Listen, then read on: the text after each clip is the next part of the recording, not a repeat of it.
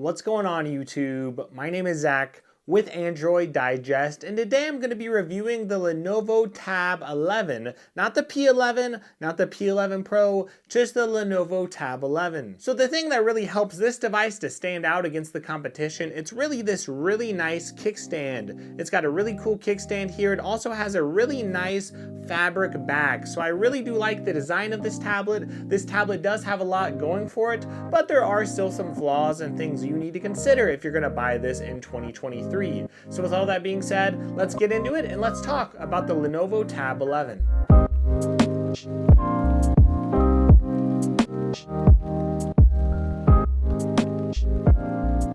So the Lenovo Tab 11, it's a very interesting device to me because you could find it for such a good price. It does retail around $329, but I've seen it go on sale quite a bit at Best Buy and also on Lenovo's website. So when you see these really good sales and you see this tablet dip under $300, that really does make you think, because there's not a lot of tablet options out there under $300, especially on the Android side. At least tablets that are any good, right? There's just not a lot of options that are out there. But this tablet right here, it does differentiate itself a little bit from the competition because of this really cool design, and also this tablet does have a decent speed to it. It has a nice screen, so there are a lot of things to like about it. So if we first look at the design of this, you're going to see this kickstand. I mentioned it before and I'll say it again because this kickstand is one of the coolest things that you could find on a tablet, especially around $200 to $300, because this is a very strong, sturdy kickstand.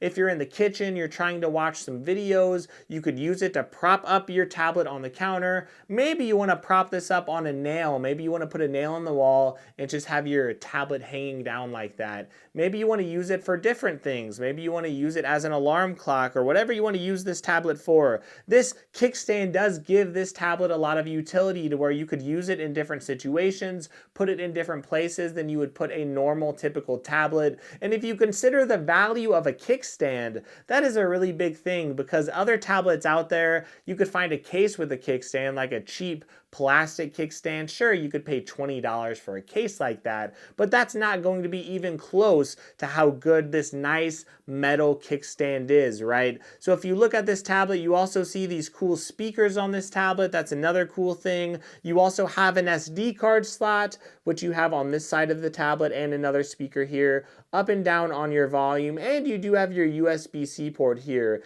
in a unique location with your power button. So this can't connect to a keyboard. It doesn't have any pogo pins for that. But the real cool thing about this, of course, is the unique form factor and the unique design, and also this really cool fabric on the back. If you take a look at it, it just looks really beautiful to me when you have yoga imprinted on the back. So I really do like the way this tablet feels. I like this fabric cover over here. Of course, it's made of aluminum on the back, and it does look very nice on the front as well. And again, you get a lot of utility from this tablet that you don't get from other tablets. Now, moving beyond that, this tablet does have some other good specs that are worth considering. It does have a really nice screen. Now, unlike the P11 Pro Gen 2, that is one of the best values I've seen in a tablet recently, because at least in the US, it does have a 120 Hz refresh rate. I've heard in some other places it might have a 90 Hz refresh rate, maybe in some other countries.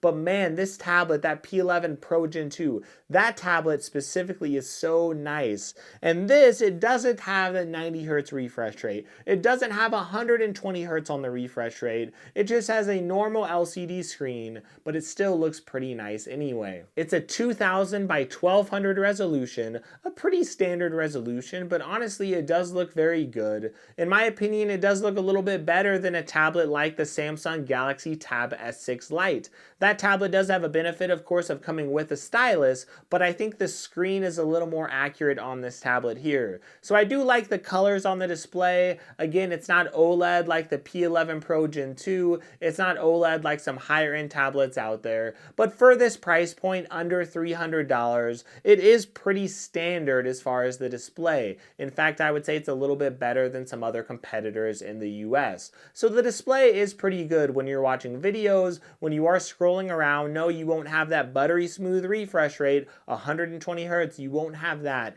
But outside of that, you will still notice that the tablet looks good, and it does do very good, again, for the price point, but it doesn't blow me away quite like the P11 Pro Gen 2 screen because it doesn't have that OLED, but it's still pretty good regardless. Now, when you look at something like performance, this tablet also, it's sort of a mid-range performance tier on this processor. This tablet does have the MediaTek G90T processor, and if you compare that with other tablets out there, this will perform very similarly if you're comparing it to the Snapdragon 720G. That's actually the processor you could find in the Tab S6 Lite. So this tablet, it does compare to a lot of other tablets, again, right around $300 in the US. The speed will be very, very similar. It's not going to blow you away like the high-end tablets that are out there, right? But this will be good mid-range performance. It's going to be better than some lower-end tablets like the Lenovo Tab M10, the Full HD Plus version. I know there are different processors depending on the model you get, but this should be a little bit faster than that model, which I really do like. And overall, I would say it didn't give me a lot of hiccups or a lot of issues. Now, this does only have 4 gigabytes of RAM in the base model. If you do get other models, you can get a little more RAM. You can get up to 8 gigabytes of RAM. Of course, some of this will depend on your region and everything like that. But the performance was pretty solid on this. Again, not blowing me away. It didn't remind me of the Tab S8. It didn't remind me even of the Lenovo Tab P12 Pro or the P11 Pro Gen 2. But this performs very similarly in my testing to something like the P11 or the P11 Plus, those other Lenovo tablets. I think this tablet is right there as far as performance. It fits in right there with the Tab S6 Lite. So I think it does a good job performing for the price. It just doesn't completely blow me away, which honestly, if you keep your expectations in check, that's sort of what you should expect from this tablet. Now, Lenovo, with their software, it's a little more jittery. I've said this a lot in previous videos, but if you are pulling up your recent apps with your gestures, it's a little more jittery than something like a Samsung tablet. But outside of something small like that, I thought this tablet did really, really good as far as performance. Now, if we go to other things outside of performance, let's say we look at extra features on this tablet. Well, you're not going to find a ton of extra features. This doesn't have a fingerprint sensor, at least in the US. That is a really big bummer for me because I really do like some type of good security. It does have Face Unlock, but I've had issues with Face Unlock on this model. I also had issues with Face Unlock on the Tab P11 Pro Gen 2, so I'm guessing it could be a software bug that may be affecting multiple devices, or maybe it's because I have this beard, and beards don't do very good with Face Unlock on lower end devices. So that could be it as well. I'm not really sure. But either way, I will say that, well, I really wish it did have that fingerprint sensor. But outside of that, the speakers are pretty good on this device, I will say that. And the battery life is decent. Again, this tablet, if you're looking at it, everything's going to be pretty mid-range on it, and that's not a bad thing. This tablet is a mid-range tablet. You find it for a mid-range price, and you get mid-range performance. So you're not getting gypped out of any money when you buy this tablet. This tablet should still get you excited, and the biggest thing that gets you excited is really, I would say, the design. If you are someone who wants a really cool design, this is a tablet to get because no, you're not going to get the best screen in the world, you won't get the best performance, and again, when you do look at that battery life, it's a 7,700 milliamp battery, which is okay for this price point. I see a lot of tablets around here having an 8,000 milliamp battery, and that's not that much bigger than this tablet, right? So it's pretty close to other tablets around this price point. So no, I'm not overly impressed with the battery. This doesn't have crazy rapid charging times. I believe it'll charge around 20 watts or something like that. So you won't get 45-watt charging or some other super crazy features, but I will say this still does have some really cool features on it. I do like the Lenovo software. It is very basic, and I do like the performance on it. I think the screen is fine. So there is, again, still a lot that you should consider. If you're out there and you're shopping and you're looking around and you're trying to figure out, is this a tablet worth buying?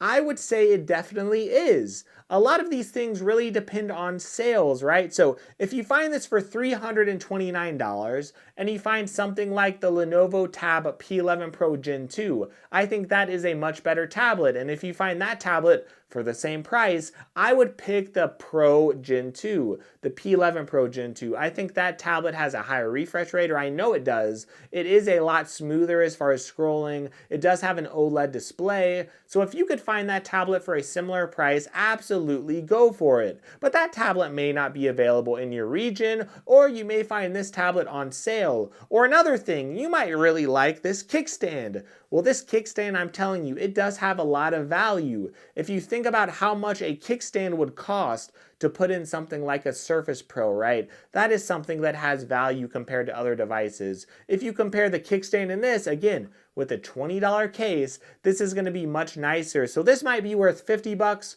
or 100 bucks when you consider it in the pricing. And when you factor that and you compare it in against like other things, maybe you would get a higher refresh rate if you didn't get this. Well, a lot of you might prefer to have a really cool kickstand and the utility that that provides. Maybe you don't like having a case and you want this tablet to be as light as possible with some really cool utility. And if that's the case, I would pick this over the P11 Pro Gen 2. I would pick this over other devices if this kickstand is really important to you, because you're not missing a lot. The screen is still good. You still get good performance on it. And overall, it's a pretty good tablet. But one of the big flaws with it, I would say, is the software support. So this tablet is only going to get Android 12. Currently, it has Android 11. Of course, Android 13 is out for some other devices out there, but this will get Android 12 eventually, but it will not get Android 13. That's at least my estimate. According to Lenovo's website, I do not expect this to get Android 13. Now, it may get software or security updates for like another year or so, but you're not going to get a ton of software support in the long run on this device. So if that's really important to you, the P11 Pro Gen 2 will be a little bit better for you. And if software support is better for you as well, I would say, hey, the Samsung Galaxy Tab S6 Lite is good, especially if you want a stylus. But if you want a little bit of a better screen than that Samsung, and if you want a device with some really cool utility, I still think this is a terrific buy, and I would highly recommend it to you. It's definitely a really cool, nifty device. This is one of my favorite designs of any tablet I've seen in the last couple years. I love the feel of this fabric. It's really, really cool. I love this kickstand. I love the look of the speakers and everything on this device. Even where the charging port is, I think it's in a really cool place on the side of the tablet. So I would give this tablet absolutely a strong recommendation, but I would tell you to look online, look around, check the links in the description, and try to find it around $250 or lower. If you get a good deal on it, I would say it's definitely worth buying, especially if you don't find other devices on sale and you find this on sale. Heck, this is a really good buy for a cheaper tablet. So hopefully this video has helped you out. Please give me a like on this video and give me a sub. That would mean a lot to my channel. And one other thing you could do as well, of course, check those links in the description. That does help to support me. But also leave a comment down below. Seriously, I'm like really responsive. If you're really trying to go back and forth between devices, I would be happy to help you to find the right one. So hopefully you have a great day. Hopefully you have a great week. And check out some other videos if you get a little bit of time.